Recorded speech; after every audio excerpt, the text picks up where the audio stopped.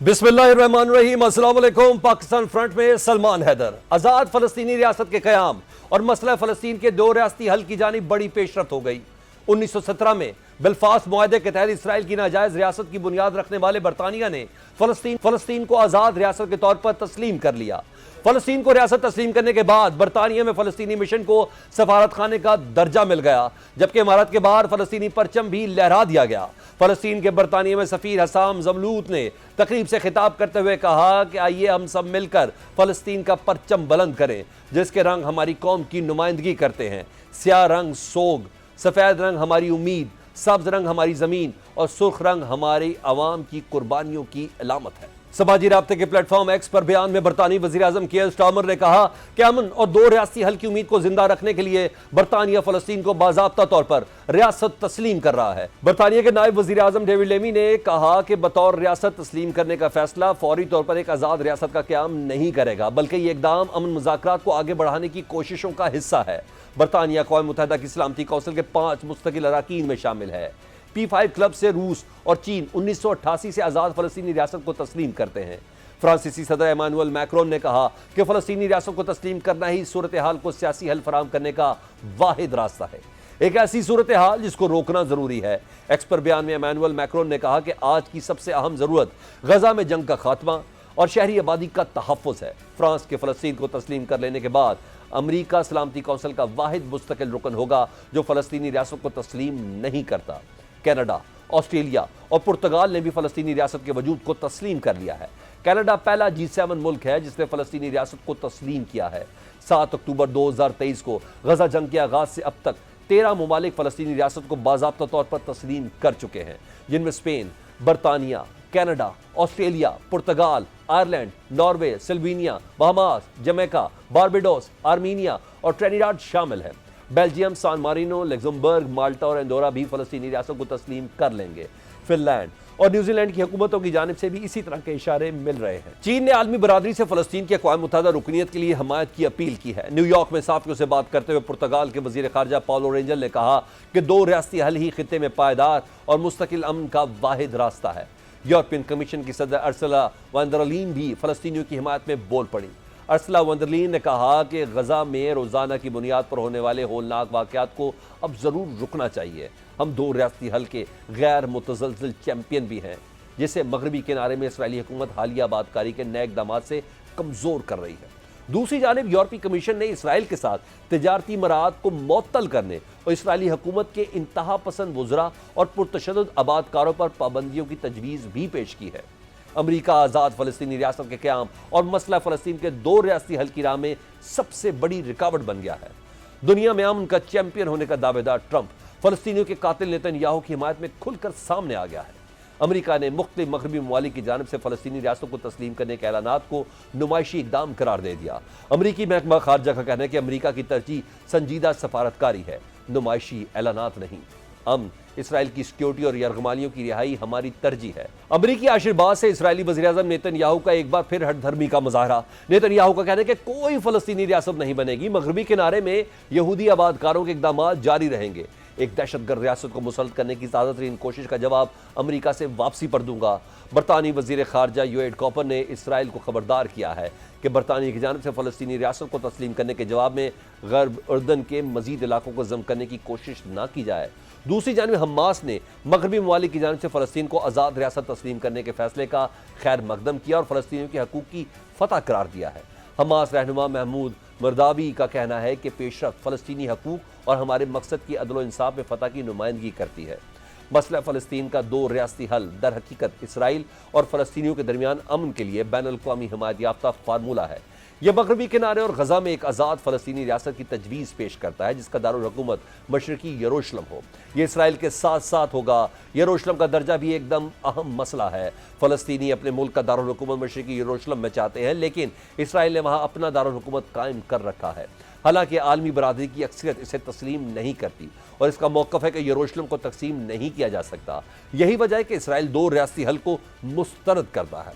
इसका कहना है कि कोई भी हतमी तस्फिया फ़लस्तीनियों के साथ मुज़ाकरात का नतीजा होना चाहिए और रियासत का दर्जा शर्त नहीं होनी चाहिए। एक और मसला फ़लस्तीनियों का इन लोगों के वापसी का हक मांग रहा है जो इसराइल के साथ जंगों के दौरान इन सरजमीनों से निकल गए या निकाल दिए गए। अंदाजन 7 लाख फ़लस्तीनी पहली अरब इसराइल जंग के बाद अपने घरों से बेदखल या हिजरत पर मजबूर हुए। आज उनकी तादाद तकरीबन 60 लाख तक जा पहुंची है। फ़लस्तीनी क़यादत का मुतालबा है कि ये लोग न सिर्फ आइंदा मुमकिन फ़लस्तीनी रियासत में बल्कि इसराइल की मौजूदा हदूद में भी आबाद हो सके। ताहम इसराइल इसे कतई तौर पर मुस्तरद करता है। ये भी एक हकीकत है कि फ़लस्तीन एक ऐसी रियासत है जो मौजूद है और नहीं भी है। इसे बड़ी हद तक बैनुल-अक़वामी सतह पर तस्लीम किया जाता है। बैरून मुल्क सफारती मिशन और टीमें जो ओलंपिक समेत खेलों के मुकाबलों में हिस्सा लेती हैं, लेकिन इसराइल के साथ फ़लस्तीनियों के दरीना तनाज़े की वजह से बैनुल-अक़वामी सतह पर मुत्तफ़िक़ा सरहदें नहीं, कोई सरमाया नहीं और ना कोई फ़ौज है। इसराइल के फौजी कब्जे की वजह से मगरबी किनारे में 1990 की दिहाई में अमन मुआहदों के बाद कायम होने वाली फ़लस्तीनी अथॉरिटी अपनी सरजमीन या अवाम पर मुकम्मल कंट्रोल नहीं रखती। हमास का कहना है कि अगर पनाह गज़ीनों को वापसी का हक दिया जाए तो इसराइल को सरकारी तौर पर तस्लीम किए बगैर 1967 की डिफेक्टो सरहदों पर मबनी एक अबूरी फ़लस्तीनी रियासत को कबूल कर सकती है। दूसरे ममालिक की तरफ से किसी भी रियासत को तस्लीम करना इसके वजूद के 4 अहम अवामिल में से एक है। बैनुल-अक़वामी ताल्लुकात के तनाजुर से देखें तो रियासत के 3 अहम अनासर होते हैं: सरहद, आबादी और खुद मुख्तारी। ऐसी कई जगह हैं जहाँ ये तीनों अनासर पाए जाते हैं। दुनिया भर में सिर्फ चंद हुकूमतों की जानिब से तस्लीम किए जाने के वो एक फ़ाल रियासत के तौर पर काम कर रहे हैं। इसकी सबसे बड़ी मिसाल ताइवान है, जिसे चीन अपना एक बागी सूबा तस्वुर करता है। इसके पास अक़वाम मुत्तहिदा की मुकम्मल रुकनीत भी नहीं। मुख्तलिफ ममालिक की जानिब से फ़लस्तीन को तस्लीम किया जाना फ़लस्तीनियों के लिए अक़वाम मुत्तहिदा में मुकम्मल नुमाइंदगी के लिए काफ़ी नहीं होगा, क्योंकि अक़वाम मुत्तहिदा में नए अरकान की शमूलियत के लिए दीगर चीज़ों के साथ साथ सलामती कौंसिल की मंजूरी भी ज़रूरी है। इसके लिए या तो उन्हें अपने हक़ में वोट दरकार है या कम अज़ कम अमरीका वोटिंग में शिरकत ना करे। अप्रैल 2024 में अमेरिका ने फ़लस्तीनी रियासत को रुकन के तौर पर शामिल करने की करारदाद को वीटो कर दिया था। दूसरी जानिब पाकिस्तान सऊदी अरब दिफाई मुआहदे के बाद बड़ी पेशरफ सामने आई है। वज़ीर आज़म शहबाज शरीफ, सऊदी अरब और कतर समेत 6 इस्लामी ममालिक के रहनुमाओं से सदर ट्रंप कल एक साथ मिलेंगे। मीडिया रिपोर्ट्स बताती है कि सदर ट्रंप ने पाकिस्तान, सऊदी अरब, तुर्की, कतर, मुत्तहिदा अरब अमारात, इंडोनेशिया और मिस्र के रहनुमाओं को मुश्तरका मुलाकात की दावत दे रखी है, जिसमें इलाकाई और बैनुल-अक़वामी अमन व सलामती से मुतल्लिक अमूर पर तबादला ख्याल किया जाएगा। इसके अलावा कतर पर इसराइली हमले के तराजुल में मशरिक़ वस्ता की बदलती सूरत हाल और मसला फ़लस्तीन की 2 रियासती हल पर भी बात होगी। तजियाकारों के मुताबिक पाकिस्तान सऊदी अरब दिफाई मुआहदे के तनाजुर में यह मुलाकात इंतहाई अहम है। अगरचे किसी बड़े ब्रेक थ्रू की उम्मीद नहीं, लेकिन अमरीका और इस्लामी दुनिया में बढ़ती बदएतमादी के खात्मे के हवाले से कुछ ना कुछ बर्फ़ ज़रूर पिघलेगी। वज़ीर आज़म शहबाज शरीफ 26 सितंबर को अक़वाम मुत्तहिदा की जनरल असम्बली से खिताब करेंगे। वज़ीर आज़म की कई आलमी रहनुमाओं से मुलाकातें भी शेड्यूल हैं। आलमी उफ़क़ पर होने वाली इन तमाम तब्दीलियों पर बात करेंगे साबिक़ सफारतकार हैं अब्दुल बासित साहब। अब्दुल बासित साहब, बरतानिया, ऑस्ट्रेलिया, कनाडा और पुर्तगाल ने फ़लस्तीनी रियासत को तस्लीम करने का ऐलान तो कर दिया है। फ्रांस समेत दीगर ममालिक की जानिब से भी यह ऐलानात मुमकिन हैं। ऐसे में आज फ़लस्तीन के 2 रियासती हल पर अक़वाम मुत्तहिदा की सरबराही कॉन्फ्रेंस भी आज होगी। वज़ीर आज़म पाकिस्तान भी इसमें शरीक होंगे। आप इस कॉन्फ्रेंस को किस तरह से देखते हैं? बिस्मिल्लाहिर्रहमानिर्रहीम। देखिए, जहाँ तक फ्रांस, बरतानिया, कनाडा, पोर्चुगल और तकरीबन अब 150 ममालिक हो गए हैं, बल्कि ज़ायद हो गए हैं, जिन्होंने फ़लस्तीन की रियासत को अब तस्लीम कर लिया है। उसमें पाकिस्तान भी शामिल है ऑब्वियसली। अब ये है कि जो ज़मीनी हक़ाइक़ हैं, आया वो बदलने जा रहे हैं कि नहीं। अब देखिए, 5 जो परमानेंट मेंबर हैं यूएन सिक्योरिटी काउंसिल में, उनमें से 4 ने तो रिकग्नाइज़ कर लिया है। अब अमेरिका वाहिद मुल्क है जिसने अभी तक तस्लीम नहीं किया, और माजी में भी अमेरिका की पॉलिसी तो 2 स्टेट सलूशन के हवाले से रही है, लेकिन बाइडन और ट्रंप जो एडमिनिस्ट्रेशन है वो इसमें कुछ ज़्यादा इंथुजियास्टिक नहीं लगते। अब ये एक प्रोसेस है, अब शुरू हुआ है। मैं इसको ज़्यादा पेसिमिस्टिक भी नहीं होना चाहता, लेकिन ज़्यादा ऑप्टिमिस्टिक भी नहीं हूँ, क्योंकि इस वक्त जो बिन नेतन्याहू की पॉलिसीज़ हैं और जो उनका फार राइट के साथ कोalition है, अगर उस कॉन्टेक्स्ट में देखिए तो चीज़ें शायद ज़्यादा मतलब पुरुमीद नहीं होना चाहिए। लेकिन बहरहाल चूँकि फ़लस्तीनियों की अपनी एक जद्दोजहद है, जल्द या बदेर बहरहाल उनको अपना हक़ खुद इरादियत तो मिलेगा, और इसराइल के लिए भी ये मुमकिन नहीं है कि वो इसको हमेशा के लिए इस नज़रिए को या फ़लस्तीनी रियासत को रद्द कर दे। कहीं ना कभी भारत फलस्तीनी रियासत बनेगी। अब किस तरह बनती है, उसका क्या क्या हैयत होती है, उसके बारे में इस वक्त कुछ कहना मुश्किल है। अच्छा Abdul Basit sir, behind the curtain अगर किसी अप्रोच के तहत बात की जाए, आपकी एक गहरी नज़र है, तो कहीं ऐसा नहीं लगता कि ये गुड कॉप बैड कॉप खेल रही है ये यूरोपीय दुनिया या मगरबी दुनिया? क्योंकि चंद माह पहले तक तो खुद अमेरिका, इसराइल, ये तो खुद भी दो रियासती हल की तरफ मान रहे थे ना, और अब ये जी हाँ। पिछले 2-3 माह में ये स्टांस कम हुआ। अब ऑस्ट्रेलिया, कनाडा, बरतानिया, अब ये वो है। ऐसा तो नहीं है कि ज़रा अभी आप लोग इस तरह शुरू करें, हम आखिर में जाके मानेंगे, ताकि मैक्सिमम फ़लस्तीन की ज़मीन के ऊपर ज़्यादा से ज़्यादा नुकसान किया जा सके? देखिए, बड़ी पैराडॉक्सिकल सी सिचुएशन है। तारीख तो इस बात, जब से सेकेंड वर्ल्ड वॉर के बाद, या जब से नेशन स्टेट का कॉन्सेप्ट शुरू हुआ 1648 में वेस्टफेलिया ट्रीटी के बाद, तो उस वक्त से लेकर तो पहले तो यही था कि एक रियासत कायम होती है और उसको तस्लीम किया जाता है। यहाँ पे ज़रा मामला उल्टा हो गया है। अभी रियासत वजूद में नहीं आई, लेकिन हमने सब ने उनको तस्लीम कर लिया है।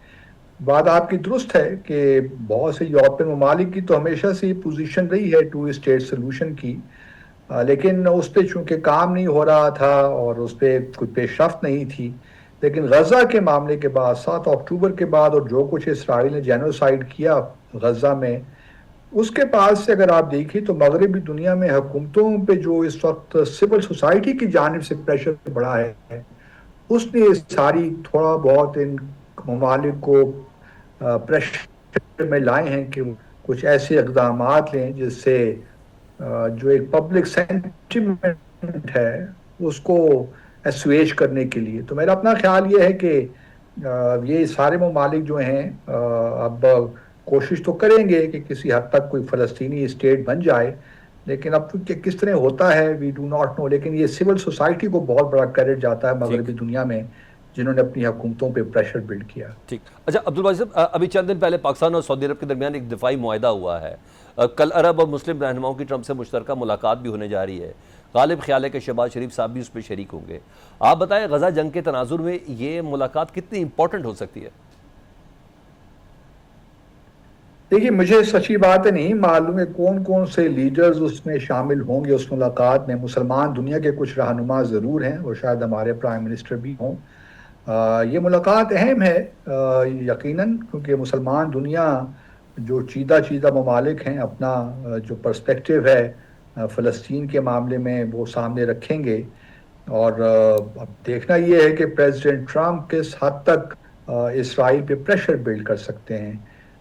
ये बात भी अपनी जगह हकीकत है कि अमेरिका की सपोर्ट के बगैर इसराइल बहुत ज़्यादा आगे बढ़ भी नहीं सकता। उसको बहरहाल इसराइल की सपोर्ट चाहिए, और ख़ास तौर पे जो ममालिक हैं, यूनाइटेड नेशन सिक्योरिटी काउंसिल में मामला जाता है और वहाँ पे अगर चैप्टर 7 के तहत कोई करारदाद पास होती है तो उसको सिर्फ अमेरिका ही सख्त वीटो करेगा।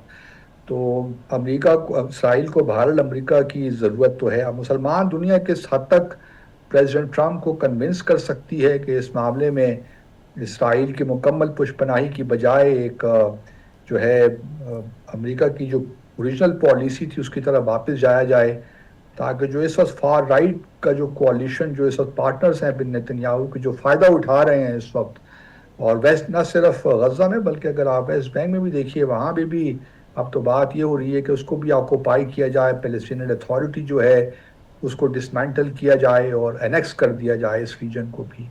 ठीक। तो अभी देखेंगे कि कल क्या होता है। बहुत शुक्रिया अब्दुल बासित साहब, से बात कर रहे थे। लेकिन इतना कम से कम अंदाज़ा हो गया कि चाहे जितने मर्जी ममालिक फ़लस्तीन को रिकगनाइज़ कर लें, लेकिन फाइनली अमेरिका की नोटिंग बहुत ज़्यादा ज़रूरी है। पाकिस्तान फ्रंट इस ब्रेक के बाद। एशिया कप में पाकिस्तानी क्रिकेट टीम ने कौम का सर रंगू कर दिया। सुपर 4 मरहले के अहम मैच में भारत ढटाई पर कायम रहा। सूर्य कुमार यादव ने एक बार फिर टॉस के बाद सलमान अली आगा से हाथ नहीं मिलाया। ग्रीन शर्ट्स को अपनी कारकर्दगी से भारतीय कप्तान और टीम का गरूर खाक में मिलाना चाहिए था, लेकिन पाकिस्तानी टीम ऐसा करने में नाकाम रही। भारत के हाथों मुसलसल दूसरी और शर्मनाक शिकस्त से ग्रीन शर्ट्स की कारकर्दगी पर सवालात तो उठ रहे हैं। पाकिस्तान ने T20 क्रिकेट में भारत के खिलाफ आखिरी कामयाबी 4 सितंबर 2022 को दुबई में हासिल की थी।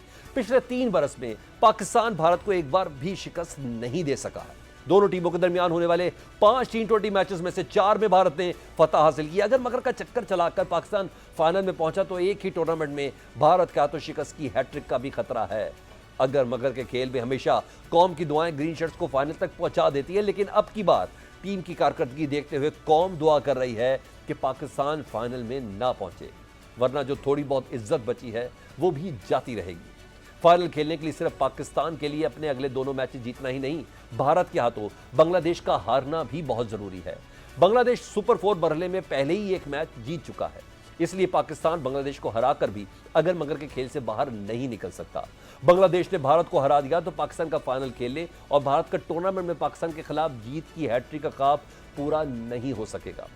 टूर्नामेंट में पाकिस्तान का अगला मैच 23 सितंबर को श्रीलंका, जबकि दूसरा मैच 25 सितंबर को बांग्लादेश से होगा। पाकिस्तानी क्रिकेट टीम शिकस्त की शर्मिंदगी छुपाने के लिए फखर जमान के गलत कैच आउट के पीछे छुपने की कोशिश कर रही है। हकीकत यह है कि ग्रीन शर्ट्स ने भारत के खिलाफ मैच में फखर जमान के मुतनाज़ा आउट पर आईसीसी से टीवी अंपायर की शिकायत कर दी है। कौमी टीम के मैनेजर नवीद अकरम चीमा ने मैच के बाद अपने तहफ़्फ़ुज़ात से मैच रेफरी एंडी पाइक्राफ्ट को आगाह किया है। ज़राए के मुताबिक मैच के बाद कप्तान की मैच रिपोर्ट में भी पाकिस्तानी टीम इंतजामिया ने मुतनाज़ा फैसले से मुतालिक हाईलाइट किया है, जबकि आईसीसी के अंपायर्स और मैनेजर्स को भी टीम इंतजामिया ने अपने तहफ़्फ़ुज़ात जाहिर करते हुए बाज़ाब्ता शिकायत कर दी है। क्रिकेट तज्ज़ियाकार समी चौधरी ने फैसले पर तनकीद करते हुए कहा कि अचानक टीवी अंपायर को वो कैच नजर आ गया जो करोड़ों शायकीन ही नहीं, हार्दिक पांड्या समेत कम से कम 8 इंडियन खिलाड़ी भी देखने से कासिर रहे थे। अहम तरीन मैच में टीवी अंपायर के फराइज श्रीलंका के रोचेरा पालियाग्रोगे ने अंजाम दिए। उन्होंने फखर जमान को मुतनाज़ा अंदाज में कॉट बिहाइंड करार दिया और इस फैसले से मैच में पाकिस्तानी टीम की पोजीशन मुतासिर हुई। समी चौधरी बीबीसी उर्दू के लिए अपनी रिपोर्ट में लिखते हैं कि जो काम फखर जमान करना चाह रहे थे वो पाकिस्तान के हतमी मजमूए को 10-15 रन बढ़ा सकता था, मगर जब पीसीबी और आईसीसी के दरमियान तुंद हवाएं चल रही हों तो टीवी अंपायर्स की जाने से भी पाकिस्तान को क्या ही कोई ठंडी हवा का झोंका आएगा। कोई शक नहीं कि फखर को गलत आउट दिया गया, लेकिन यह भी तो मानना होगा कि भारतीय फील्डर्स ने साइम अयूब के 2 कैच छोड़कर कफारत अदा किया। साइम अयूब तीसरी बार भी बाज न आए तो भारतीय फील्डर्स को मजबूरन कैच पकड़ना पड़ा। इसमें कोई शक नहीं कि मुकाबला 11-11 नहीं 15-11 का था, यानी मैच रेफरी, थर्ड अंपायर और 2 फील्ड अंपायर और ग्रीन शर्ट्स में था। एंडी पाइक्राफ्ट का किरदार तो ढका छुपा नहीं, थर्ड अंपायर और फील्ड अंपायर का किरदार फखर के आउट के साथ ही एक्सपोज हो गया था। खुद से बड़े पहलवान को गिराना हो तो जोरे बाजू पर तकिया नहीं किया जा सकता। हरीफ अगर मजबूत हो तो इसे अपसेट करने के लिए दिमाग लड़ाना पड़ता है और कोई ऐसा दाव रचाना पड़ता है जो नज़रों से ओझल रहकर इसे दम बखुद कर दे। कुछ भी कहे, सूरत हाल खेल ना जाने आंगन टेढ़ा वाली थी। शुभमन गिल और अभिषेक ने हमारे मैच विनर शाहीन की एक ना चलने दी। ओपनर अभिषेक शर्मा ने इनिंग्स की पहली ही गेंद पर छक्का जड़ दिया। इब्रार का जादू भी ना चला, बस चला तो भारतीय बल्लेबाजों का बल्ला चला और खूब चला। अभिषेक शर्मा ने पावर प्ले में ही मैच यकतरफा कर दिया। पाकिस्तान के पास अभिषेक का कोई तोड़ ही नहीं था। अभिषेक शर्मा ने 24 गेंदों पर निस्फ सेंचुरी मुकम्मल की, जो कि किसी भी भारतीय बैटर की जानिब से पाकिस्तान के खिलाफ T20 में तेज तरीन निस्फ सेंचुरी है। समी चौधरी लिखते हैं कि पाकिस्तानी इनिंग्स में जसप्रीत बुमराह की पाकिस्तानी बल्लेबाजों के हाथों जो खातिर तवाज़ा हुई, पाकिस्तानी कप्तान, हेड कोच और टीम मैनेजमेंट ने सबक न सीखा। शाहिद अफरीदी बस विकेट लेने के चक्कर में रन खाते गए। टीम में 2 ऑलराउंडर्स थे, हुसैन तल्लत और मोहम्मद नवाज, लेकिन कप्तान सलमान अली आगा ने दोनों की जगह साइम अयूब को इनिंग्स का दूसरा ओवर देकर सबको हैरान कर दिया। यही नहीं, हुसैन तल्लत और मोहम्मद नवाज को बॉलिंग का मौका ही नहीं दिया गया। वैसे तो सब कुछ ही समझ से बाला है, मगर बैटिंग विकेट पर हसन नवाज की जगह हुसैन तल्लत का तुक क्या था, इसकी समझ नहीं आई। जब ऐसे फैसले होंगे तो शिकस्त से बचना मुश्किल ही नहीं, नामुमकिन हो जाता है। साबिक कप्तान राशिद लतीफ कहते हैं कि कभी कभी गेम से हटकर बहुत सी चीजें मानी रखती हैं। ऑलराउंडर की जगह स्पेशलिस्ट खिलाड़ियों को तरजीह दी जानी चाहिए थी। पाकिस्तानी बॉलिंग सिर्फ डिसिप्लिन ही के जरिए इनका रास्ता रोक सकती थी, मगर पहले 9 ओवर्स में पाकिस्तानी बॉलर्स डिसिप्लिन से गुरेजा रहे। होना तो ये चाहिए था कि 10 ओवर्स में विकेटों के हसूल की बजाय ध्यान सिर्फ बुनियादी कंट्रोल रखने पर दिया जाता। क्रिकेट तज्जियाकार समी चौधरी के मुताबिक अमूमन एक T20 इनिंग्स को 3 हिस्सों में बांटकर देखा जाता है। पावर प्ले में बल्लेबाज अटैक करते हैं, मिडिल ओवर्स में बॉलिंग अपने पंजे गाड़ने की कोशिश करती है, जबकि स्लैग ओवर्स में दोनों तरफ घुमसान का रन पड़ता है। मगर दुबई की पिच पर T20 इनिंग्स के 3 नहीं सिर्फ 2 हिस्से होते हैं। पहले 10 ओवर्स में गेंद नहीं होती है और बल्लेबाजों को कदम बढ़ाना होते हैं, जबकि दूसरे 10 ओवर्स में रेतली आउटफील्ड की सताई गेंद बॉलिंग को मैच में वापस आने का मौका देती है। पाकिस्तान के थिंक टैंक ने जो प्लान लैपटॉप के सामने बैठकर कागज पे बनाया, उसमें अगर इस पहलू को मलहूज रखा भी गया था तो अमली तौर पर इसका सबूत दिखाई नहीं दिया। कप्तान सलमान अली आगा भी अपनी नाकाम हिकमत अमली का एतराफ करते नजर आए। प्रेस कॉन्फ्रेंस में कहा कि टीम ने परफेक्ट गेम नहीं खेला। भारतीय बैटर्स ने पावर प्ले में शानदार बैटिंग करके मैच हमसे छीन लिया। पाक भारत मैच हो या दोनों टीमों के प्लेयर्स में गर्मा गर्मी ना हो, यह भी मुमकिन नहीं। ऐसे ही नज़ारे सुपर 4 मरहले के पाक भारत टाकरे में नजर आए। एक मौके पर हारिस रऊफ की शुभमन गिल और अभिषेक शर्मा से गर्मा गर्मी भी हुई, जिस पर अंपायर ने बीच बचाव कराया। हारिस रऊफ के भारतीय शायकीन को 6-0 के इशारे का भी खूब चर्चा रहा। इस मौके पर ग्राउंड में राफेल की गूंज भी सुनाई दी। वज़ीर दिफा ख्वाजा आसिफ ने सेक्शन पर कहा कि हारिस रऊफ ठीक टकराया, कम चक के रख। पाकिस्तानी इनिंग्स के आगाज पर साहबजादा फरहान और भारतीय बॉलर हार्दिक पांड्या में भी गर्मा गर्मी हुई, जबकि 50 मुकम्मल होने पर साहबजादा फरहान के जाराना अंदाज के भी चर्चे रहे। साहबजादा फरहान ने छक्का लगाकर 50 मुकम्मल की और गन स्टाइल में निस्फ सेंचुरी का जश्न मनाया, जिसके सोशल मीडिया पर खूब चर्चे हैं। बिलाशुबा पाकिस्तानी शाहीनों ने मैदान जंग में कमाल किया, लेकिन बदकिस्मती से ग्रीन शर्ट्स क्रिकेट के मैदान में कौम की उम्मीदों पर पूरा नहीं उतर पा रही। तजियाकार कहते हैं हमारा कोई बल्लेबाज नहीं चल रहा, इस वजह से हम शुरू से ही दबाव में आ जाते हैं। दो चीज़ें जो मैच में नजर आ रही हैं उसमें कोचिंग का कोई अमल दखल नहीं है। चेयरमैन पीसीबी मोहसिन नकवी 22 जनवरी 2024 से टीम की कई बार सर्जरी कर चुके हैं, लेकिन हर सर्जरी के बाद परफॉर्मेंस और भी बुरी हो जाती है। कोच और सिलेक्शन कमेटी बदलने के भी तजर्बे कर लिए, लेकिन कोई तदबीर काम करती नजर नहीं आ रही। यूं लगता है कि बात उनके बस में नहीं। एंडी बाइक्राफ्ट की माफ़ी पर मोहसिन नकवी ने कहा था कि अल्लाह ने हमारी इज्जत रख ली, लेकिन लगता है कि सलमान अली आगा की क़यादत में पाकिस्तानी टीम के हाथों पाकिस्तान की इज्जत दांव पर लगी है। इस पर बात कर लेते हैं क्रिकेट एक्सपर्ट मिर्जा इकबाल बेग साहब से। मिर्जा इकबाल साहब, एंडी बाइक्राफ्ट की माफ़ी पर मोहसिन नकवी साहब ने कहा था कि अल्लाह ने हमारी इज्जत रख ली, लेकिन अब ऐसा लग रहा है कि सलमान अली आगा की क़यादत में पाकिस्तानी टीम के हाथों पाकिस्तान की इज्जत कहीं ना कहीं दांव पर लगी हुई है, जिसे बचाने के लिए अब सर्जरी से कुछ बड़ा करना होगा। सलमान बहुत बहुत शुक्रिया। अल्लाह ने एंडी पाइक्राफ्ट के आगे तो इज्जत रख ली, लेकिन उसी एंडी पाइक्राफ्ट को आईसीसी ने दोबारा पाकिस्तान के मैच में मैच रेफरी लगाया, यूएई के मैच में मैच रेफरी लगाया। इसका मतलब है पीसीबी और आईसीसी दोनों एक दूसरे से टकराव की सूरत हाल से दो चार हैं। और जहां तक आपने बात की सलमान आगा की, कप्तान है वो, उनको कप्तान किसने बनाया? मोहसिन नकवी साहब ने बनाया। पाकिस्तान क्रिकेट में कप्तानी का म्यूजिकल चेयर गेम चल रहा है। मोहसिन नकवी साहब आए, उन्होंने शाहीन आफरीदी को हटाते ही जो है दोबारा बाबर को कप्तान लाए। फिर बाबर को हटाकर उन्होंने रिजवान को कप्तान बनाया। रिजवान को हटाकर अब उन्होंने सलमान आगा को कप्तान बनाया। तो कितने कप्तान बदलेंगे? कहीं स्टेबिलिटी तो होनी चाहिए ना। पाकिस्तानी टीम जिस अंदाज से छोटी टीमों से हार रही है, आईसीसी की जो लोअर रैंक टीम है उनसे भी हार जाते हैं, और उनसे अगर जीतते हैं तो जीत की खुशी में खुशी के शादियाने बजाते हैं, मुबारकबादें दी जाती हैं। अफगानिस्तान को हमने हरा दिया ट्राई नेशन के फाइनल में, तो मुबारकबादें आ गई, लेकिन क्या हुआ? अफगानिस्तान बाहर हो गया एशिया कप से। तो बहुत सारी चीजें हैं जो सोचनी पड़ेंगी, और सलमान अली आगा बहैसियत कप्तान मेरी नजर में इतने कामयाब नहीं हुए। वो इवन लाहौर की जो टीम है उसमें भी नेशनल T20 कप में सेलेक्ट नहीं होते। आपने उनको कप्तान बना दिया। लास्ट ईयर नवंबर में उन्होंने अपना पहला T20 खेला 10 महीने पहले, और उसके बाद वो कप्तान बने हुए। तो टीम कहाँ जा रही है? पसंद नापसंद की बुनियाद पर इस टीम का बेड़ा गर्क हो चुका है सलमान। अच्छा, मैं चंद अल्फाज में सिर्फ ये बता दें, जिम्मेदार किसको ठहराएं? सलमान अली आगा को, टीम मैनेजमेंट को, चेयरमैन को? आप क्या समझते हैं इस हाल तक पहुंचा दिया पाकिस्तान क्रिकेट टीम को?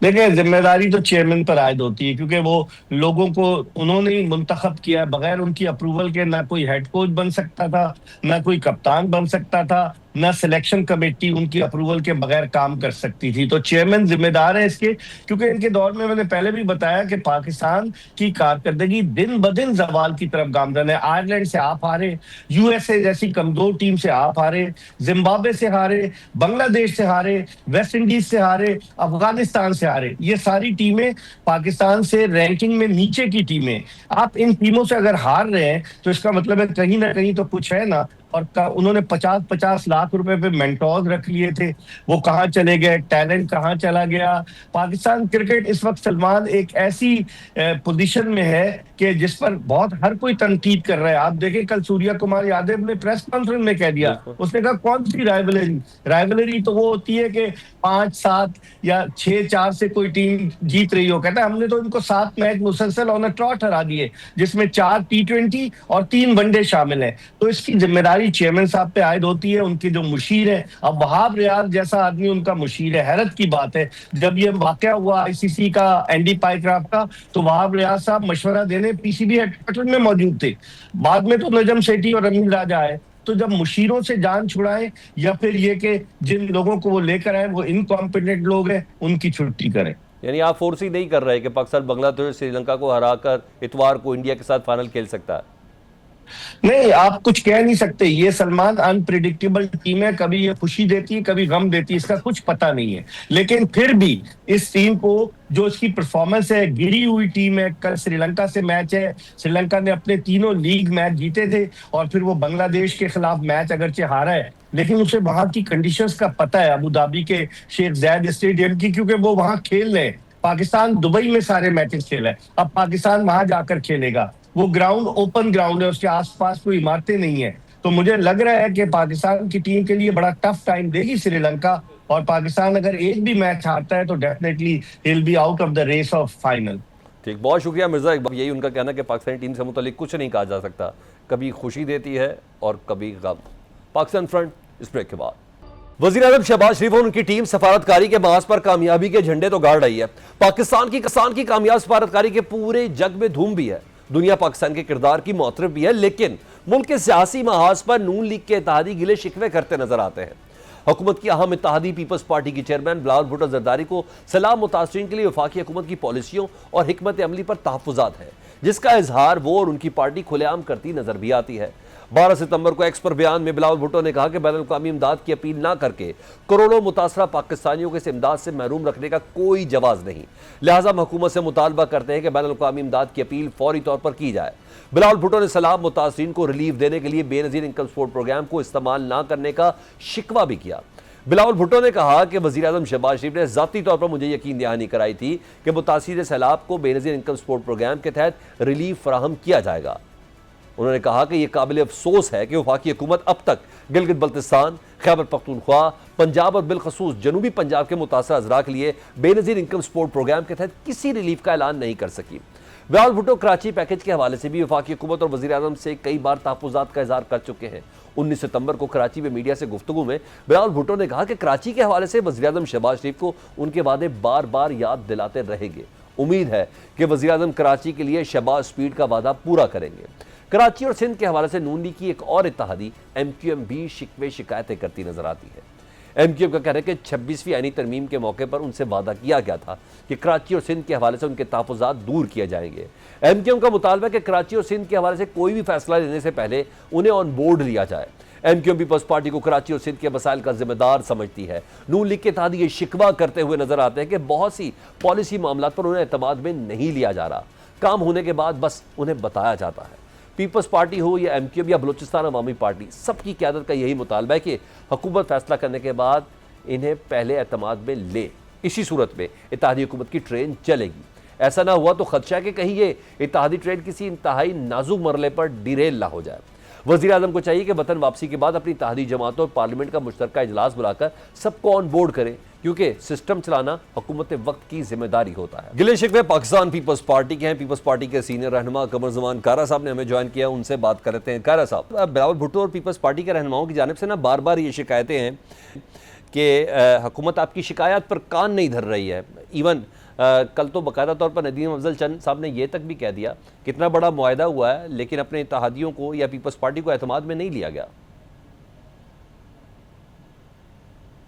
पीपल्स पार्टी के ये गिले शिकवे हुकूमत से पहले भी हैं और यकीनन हुकूमत को पीपल्स पार्टी उनके मेजर इत्तेहादी है, उनको एतमाद में लेना चाहिए। नहीं लेंगे तो हालात खराब करने की जिम्मेदारी खुद हुकूमत के जिम्मा होगी।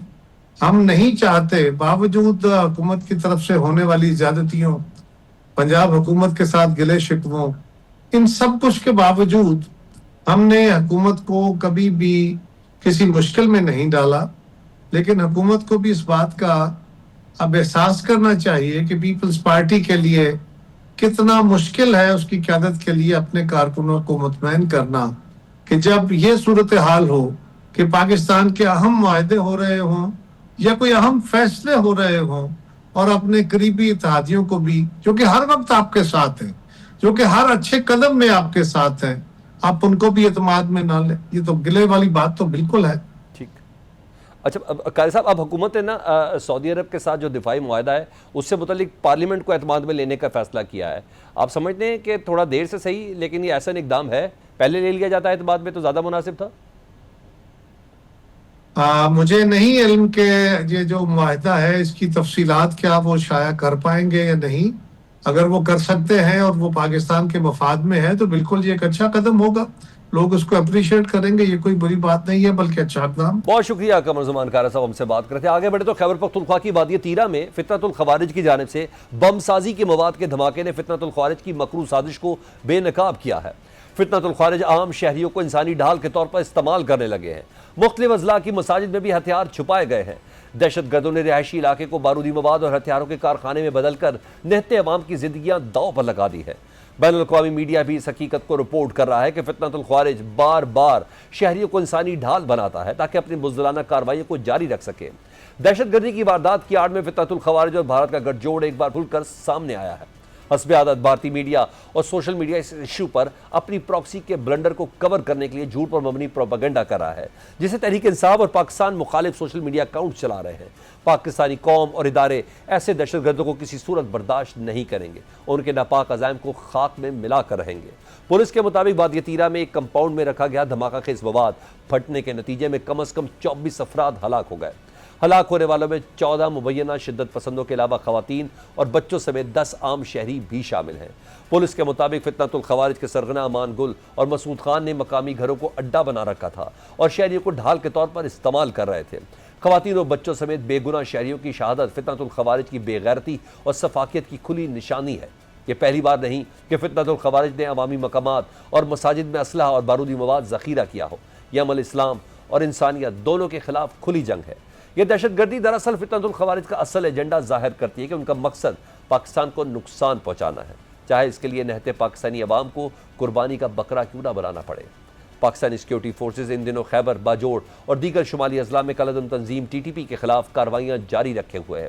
ऐसे में सिक्योरिटी फोर्सेज और अवाम के दरमियान खलीज पैदा करने के लिए फितनतुल खवारिज माजी में भी बाजोड़ और बन्नू में भी इसी नौयत की वारदातें डाल चुका है। पाकिस्तान का मौक़िफ़ है कि TTP के मुतअद्दिद अहम कमांडर्स अफगानिस्तान में पनाह लिए हुए हैं। 2024 में अक़वाम मुत्तहिदा की एक रिपोर्ट के मुताबिक फितनतुल खवारिज अफगानिस्तान में सरगर्म सबसे बड़ी दहशतगर्द तंजीम है, जिसे सरहद पार पाकिस्तान में हमला करने के लिए अफगानिस्तान की तालिबान हुकूमत की हिमायत हासिल है। इस रिपोर्ट में यह भी कहा गया है कि अफगानिस्तान में TTP के जंगजुओं की तादाद 6 से 6,500 के दरमियान है।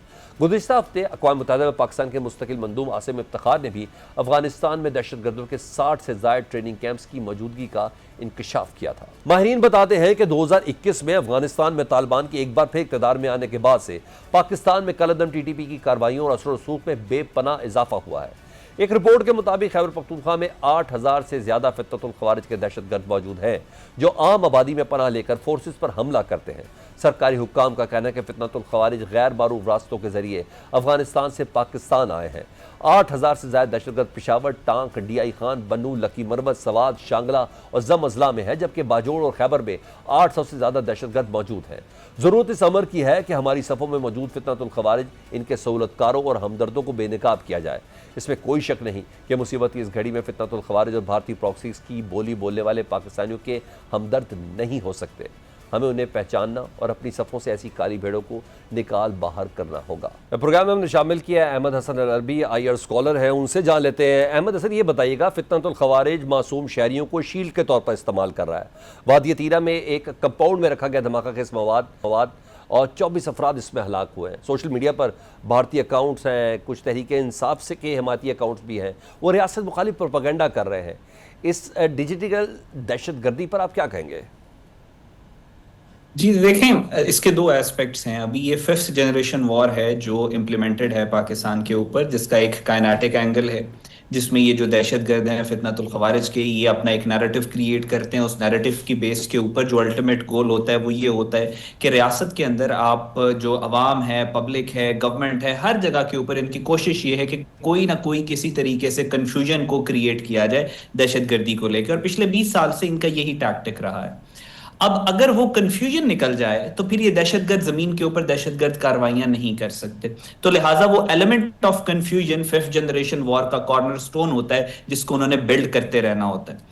अब यहाँ पे जो कंफ्यूजन का एलिमेंट है रिगार्डिंग टीटीपी, फितना अल खवारिज, या इवन आप बीएलए को देख लें, तो वो काम जिस तरह 71 के अंदर आप देखें कि मुक्ति बानी को लेके जो सारी कंफ्यूजन क्रिएट की, Mukti Bahini was a terrorist organization, 10 lakh के करीब दहशतगर्द थे जिनको भारत के अंदर ट्रेन किया गया, तैयार करके बांग्लादेश के ऊपर लॉन्च किया गया, लेकिन फिर भी उनको हीरोज बना के रखा गया बांग्लादेश के अंदर। किसने बनाया? अवामी लीग ने बनाया, शेख मुजीब ने बनाया। उसी तरह ये जो तहरीक तालिबान पाकिस्तान जो अपने आप को कहते हैं ये फितनतुल खवारिज, इनको भी कहीं ना कहीं किसी ना किसी फॉर्म, किसी ना किसी शेप में पॉलिटिकल अम्ब्रेला और पॉलिटिकल कवर चाहिए होता है, जो कि इनकी दहशतगर्द कार्रवाइयों को पॉलिटिकली डिफेंड कर सके। उसके बगैर ये लोग फंक्शन नहीं कर सकते। वो जो पॉलिटिकल कवर है इनको पाकिस्तान के अंदर जो सियासी जमातें उनकी तरफ से चाहिए होता है। हिस्टोरिकली भी देखें तो बहुत सारी सियासी जमातें थी जो इनको सपोर्ट करती थी, और फिर इवेंचुअली जब ये केपीके के अंदर ज्यादा पावरफुल है तो इन्होंने उन्हीं सियासी जमातों को टारगेट बनाया। आज भी एक सियासी जमात, एक पॉलिटिकल पार्टी है जिसको आप बहुत ज्यादा सॉफ्ट कॉर्नर देखते हैं फितनतुल खवारिज को लेकर। उनके जाहिर है अपने अल्टीरियर मोटिव्स हैं, वो most probably they are trying to use TTP as a leverage against Pakistan. लेकिन ये एक सुसाइडल और डिजास्ट्रस पॉलिसी है, और ये उसी तरह बाइट बैक करेगी जिस तरह बाकी पॉलिटिकल पार्टीज को इसने माजी के अंदर बाइट बैक किया। अच्छा, ये जो ह्यूमन शील्ड के तौर पे ही सही, मगर पाकिस्तानी भी तो इसमें जाबाक हो रहे हैं ना, चाहे खवातीन हो चाहे बच्चे हो ना, तो ऑपरेशन तो ये फितनतुल खवारिज के खिलाफ हो रहा है। ऐसे में ये सिक्योरिटी और अवाम के दरमियान खलीज पैदा करने की मकरू कोशिशें, ज़ाहिर जहाँ यहाँ ऑपरेशन हो रहा है तो वहाँ दूसरी तरफ से भी कोशिशें हो रही हैं। तो ऐसे क्या इकदाम करने चाहिए? एहतियात का तो एक अंसर तो है ही है ऑपरेशन के दौरान कि बच्चों और औरतों को महफूज रखा जाए। आपका क्या अंदाज़ा है कि और कौन से इकदाम करने चाहिए? कम अज़ कम इन साजिशों से तो जान छूटे ताकि पाकिस्तान वंस फॉर ऑल इस दहशतगर्दी की अफरियत से तो निकले बाहर। देखिए, ये इस तरह की जो इतनी बड़ी दहशतगर्द तंजीम जिसको आपका बदतरीन दुश्मन सपोर्ट कर रहा है, जो अफगानिस्तान के अंदर से बैठ के जो इंडिया इसको सपोर्ट करके पाकिस्तान के अंदर भेज रहा है, ये कॉन्स्पिरेसीज, ये साजिशें, they are unfortunately they are part of the game. ये करेंगे, ये खत्म नहीं होंगी। बात यह कि हम इसको काउंटर कैसे कर सकते हैं, हम अपने आप को फिक्स कैसे कर सकते हैं। हमारी पॉलिटिकल पार्टीज को एक पेज पे आने की जरूरत है, किसी चीज के ऊपर ना आए, कम से कम इस खवारिज के खिलाफ तो आ जाएं कि जिनके बारे में अल्लाह के नबी सल्लल्लाहु अलैहि वसल्लम ने फरमाया कि ये कल्लाबुन नार हैं, जहन्नुम के कुत्ते हैं। इनके ऊपर तो आप एक पेज पे आ जाए। डायरेक्टली अल्लाह के नबी सल्लल्लाहु अलैहि वसल्लम का हुक्म है कि आप इनसे मुज़ाकरात नहीं, मफहूम है कि आप इनसे मुज़ाकरात नहीं कर सकते। जब जब आपसे मुज़ाकरात करेंगे ये बिट्रे करेंगे। इनके बारे में अलामा हजर अस्कलानी जो हैं उन्होंने क्लियरली फरमाया है कि ये जो खवारिज हैं इनके कई फिरके हैं, और जो लोग इनको सपोर्ट करते हैं या इनका सॉफ्ट कॉर्नर अपने दिल में रखते हैं वो भी इन्हीं का एक फिरका है। तो कम से कम अपने पाकिस्तान के लिए भी अगर आपने नहीं इकट्ठे होना, आपने किसी चीज के लिए इकट्ठे नहीं होना, तो अल्लाह के नबी सल्लल्लाहु अलैहि वसल्लम के हुक्म पे इनके खिलाफ तो एक स्टैंडर्ड पॉलिसी बना लें। और उसके अलावा पूरी दुनिया के अंदर भी अगर देखें तो दहशतगर्दी के खिलाफ क्लियर कट पॉलिसी है। दाइश, ISIS के कुछ दहशतगर्द पकड़े गए रशिया में तकरीबन 1 साल पहले, जो जिस तरीके से मॉस्को ने उनको सजा दी, और सजा देने के बाद लाइव टेलीविजन के ऊपर ब्रॉडकास्ट किया और पूरी कौम इकट्ठी हो गई कि हमने इनके खिलाफ इसी तरीके से we have to terrorize the terrorist. उसके बाद अब देखिए 1 साल होने वाला है, कोई ISIS और दाइश की दहशतगर्दी रशिया में नहीं हुई। अच्छा अहमद, क्या ही अच्छा हो, अहमद बिल्कुल आप सही कह रहे हैं, क्या ही अच्छा हो कि खैबर पख्तूनख्वा की हुकूमत को, पूरी हुकूमत को विद काबीना और स्पेशली इत्तलात, वज़ीर आला कुछ और कहते हैं, उनके मुशीर इत्तलात कुछ और कहते हैं, काबीना के दीगर मेंबरान कुछ और कहते हैं। क्या ही अच्छा हो कि सबको एतमाद में लिया जाए इस ऑपरेशन के हवाले से। बेशक ये इंटेलिजेंस बेस्ड ऑपरेशन है या जो कुछ भी है, क्या ही अच्छा हो। ये ज़्यादा मुनासिब नहीं है जिस तरह इन सब के ख़िलाफ़ जब इकट्ठा होना है फितनतुल खवारिज के लिए, तो जिनको आपने जहन्नुम के कुत्ते करार दिया, जब यह यहाँ तक कहा गया इनको, तो फिर क्यों ना उनको ज़्यादा एतमाद में लिया जाए, तो बेहतर तरीके से, ऐसा तरीके से इसको क्लीन स्वीप किया जाए।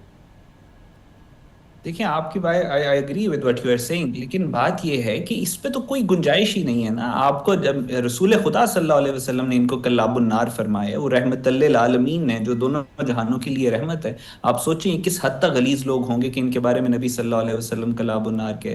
केपीके की हुकूमत भी उसी तरह मुसलमान है जिस तरह पंजाब की, सिंध की और बलूचिस्तान की है। उनको नहीं नजर आ रहा कि इनके बारे में क्या अहकामात हैं इस्लाम के। उनको नहीं मालूम कि इनके बारे में दीन का क्या हुक्म है। उनको नहीं मालूम कि इंसानों के सरों के साथ फुटबॉल काट के उसके साथ फुटबॉल खेलते रहे। उनको नहीं मालूम कि ये कोई किसी किस्म की जस्टिफिकेशन जो है वो जस्टिफाई नहीं कर सकती इनके एक्ट्स को। देखिए सलमान भाई, दहशतगर्दी के बारे में कंसेंसस है पिछले 10-15 साल से थिंकर्स का, जो दहशतगर्दी को स्टडी कर रहे हैं। वो ये बात करते हैं कि दहशतगर्दी पनपती ही तब है जब आप दहशतगर्दी की जस्टिफिकेशंस ढूंढ के लेके आते हैं। क्या दोनों चीजों को मिक्स तो नहीं कर रहे सर? जो शख्स अहमद, क्या दोनों चीजों को मिक्स तो नहीं कर रहे कि खैबर पख्तूनख्वा की हुकूमत दहशतगर्दों के खिलाफ ऑपरेशन के हवाले से तहफ़्फ़ुज़ात नहीं रखती, इस ऑपरेशन के दौरान होने वाली सिविलियन जो हलाकतें हैं उनके हवाले से तहफ़्फ़ुज़ात रखती? क्या हम दोनों चीजों को मिक्स तो नहीं कर रहे? नहीं, हम बिल्कुल दोनों चीजों को मिक्स नहीं कर रहे। दहशत, आप देखें, आप उनका बैकग्राउंड तो देखें। ये तो इस हक में, ये इस पॉलिटिकल पार्टी जो है, जो केपीके में इस वक्त गवर्नमेंट में है, इस पॉलिटिकल पार्टी की पिछले 20 साल से सपोर्ट रही है। ये वो पॉलिटिकल पार्टी है जो अभी भी इनको सपोर्ट कर रही है। ठीक। सो लिहाजा ये फैक्चुअल चीजें हैं जिसको हमें ख्याल करना चाहिए और इसमें कंफ्यूजन में नहीं पड़ना चाहिए। जो दहशतगर्द है उसके खिलाफ एक स्टैंडर्ड पॉलिसी होनी चाहिए। दहशतगर्द के खिलाफ पूरे चारों सूबों को, हर पॉलिटिकल पार्टी को। और मैं आपको एक और बात, एक और, जी बिल्कुल आप दुरुस्त कह रहे हैं कि दहशतगर्दों के खिलाफ एक स्टैंडर्ड पॉलिसी होनी चाहिए। बहरहाल मुझे अपना जवाब मिल गया। जितना भी है बहरहाल कम अज़ कम अक्रॉस द बोर्ड एतमाद में लिया जाए। ऑपरेशन दहशतगर्दी, ज़ाहिर बात है पाकिस्तान इसको अफोर्ड नहीं कर सकता। अहमद हसन, आपका बहुत शुक्रिया। पाकिस्तान फ्रंट से सलमान हैदर को इजाज़त दीजिए। अल्लाह हाफिज़।